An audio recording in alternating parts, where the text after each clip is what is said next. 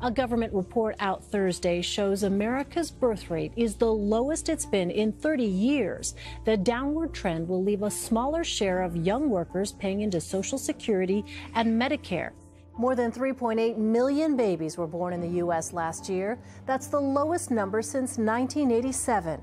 Birth rates in the USA have dropped to their lowest annual levels in 3 decades, falling for nearly every group of women, and part of a longer decline that dates back to the Great Recession. The next generation of Americans is getting smaller, not in size, but in number. According to new data from the CDC, the U.S. birth rate hit a 30-year low last year, down 2% from 2016. And despite there being more women of childbearing age, birth rates declined for women ages 15 to 39. The number of babies born in Korea hit a record 17-year low for the month of February, prompting fresh concerns about the country's chronically low birth rate. Statistics Korea reported Wednesday that there were 30,600 babies born in February this year, a 12.3% drop from last year.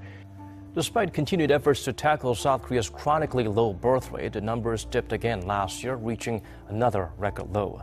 Data released by Statistics Korea on Wednesday shows just 357,700 babies were born in the year 2017, down nearly 12% from a year earlier.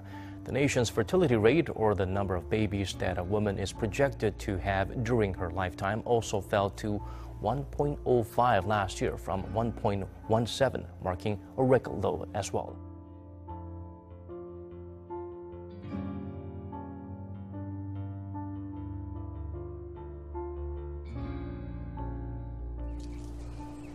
Three of my patients miscarried in 1 week.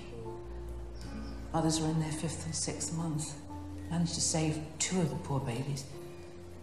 Next week, 5 more miscarried. Then the miscarriages started happening earlier. I remember booking a woman in for her next appointment and noticing that the page 7 months ahead was completely blank. Not a single name. I rang a friend who was working at Queen Charlotte's and she had no new pregnancies either.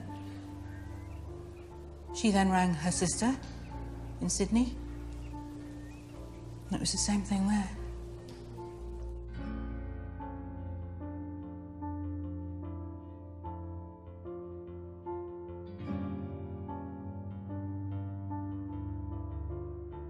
A new study out this week is raising concerns about the safety of a certain version of the flu vaccine and a possible link to miscarriage.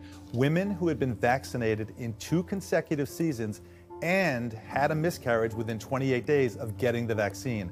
But a new and puzzling study about the flu vaccine and miscarriages may have you asking a lot of questions today. News of a new study linking flu vaccinations to miscarriages forced doctors like Philip Schubert to dig deep into the research. That study, again, looked at about 900 women. The study found that women who received a PH1N1 contaminating vaccine 2 seasons in a row were more likely to experience a miscarriage within the first 28 days of getting the shot.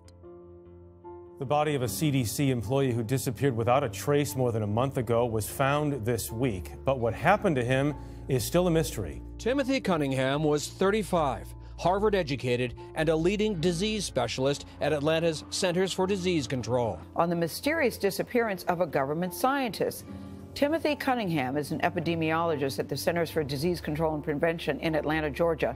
He disappeared more than 2 weeks ago after he left work early saying he felt sick. Timothy Cunningham is a disease detective with the CDC, deploying to public health hotspots to investigate viruses like Zika or Ebola.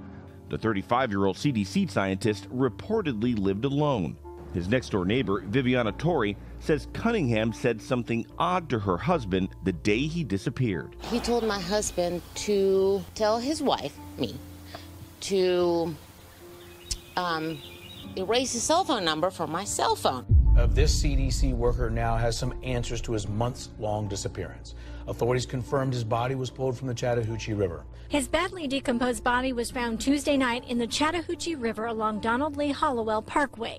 It took dental records to make the positive ID. Right now, the preliminary cause of death is drowning. His disappearance on February 12th was filled with twists and turns.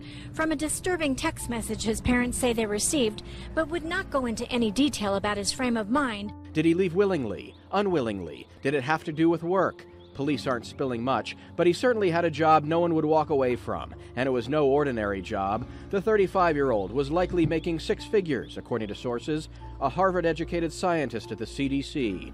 We've learned he was a team lead dealing with chronic disease prevention. The doctor trained with the CDC as an epidemic intelligence service officer. This was no low-level employee. The CDC not commenting further on the nature of his work or recent involvements.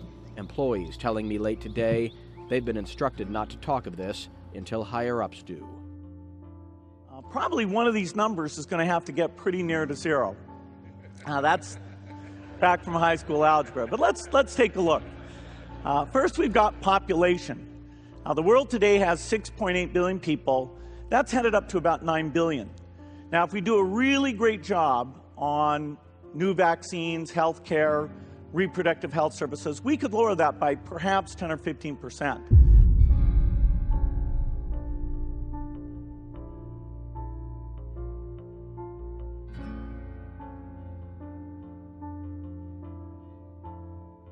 The H3N2 virus is dominating this season, which tends to cause more severe illness, hospitalizations, and deaths. There could be upwards of 13 more weeks of influenza still to come. The predominant strain right now is H3. However, H1N1 seems to be making an entry right now and maybe causing disease later in the season.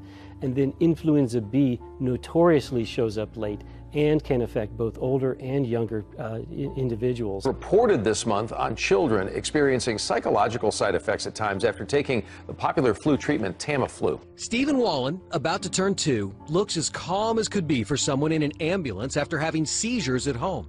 But after doctors also diagnosed him with the flu this month and started him on treatment, Stephen's parents said their son changed almost immediately. He was twitching all night the night that I stayed there. When I walked in the room, I was greeted with him slapping me across the face and then continuously smacking his head into the pillow, saying, ouch, ouch, ouch. Oh, he was like he was grabbing something off his shirt and then grabbing it off mine and ow, ow. This month, an Allen family told 6-year-old daughter taking Tamiflu tried to jump out a window. And an Indiana family said their daughter saw bugs on her body and heard voices. Had I known that this was an issue, I would have never given it to him. Charlie Harp was 16 years old, a high school wrestler. His family believes an extreme side effect of Tamiflu caused Charlie to commit suicide. Just thinking the whole way here, what's different? He's been the same. What did we do different? What's going on? And then it clicked, and he just started new medicine. The reality with Tamiflu is that if the flu typically lasts 7 days, it shortens that duration by about 12 hours. So it's not a big dramatic difference maker for most people who have the flu. I mean, do you want to take the chances? Last winter, Charles Ellis says days after his then 11-year-old daughter Lindsay took Tamiflu, she had violent hallucinations. She could barely eat, talk, or even move. She spent nearly 3 months in the hospital. She was right there, I'm sure, on that cusp of it. If we didn't just stop it and catch it in time and put our guards up to say, hey, something's going on. The source of the virus could be a natural epidemic like Ebola, or it could be bioterrorism. And so there are things that would literally make things 1,000 times worse. In fact, let's look at a model of a virus spread through the air like the Spanish flu back in 1918. So here's what would happen. It would spread throughout the world very, very quickly. And you can see there's over 30 million people die from that epidemic. Today, the greatest risk of global catastrophe doesn't look like this. Instead, it looks like this.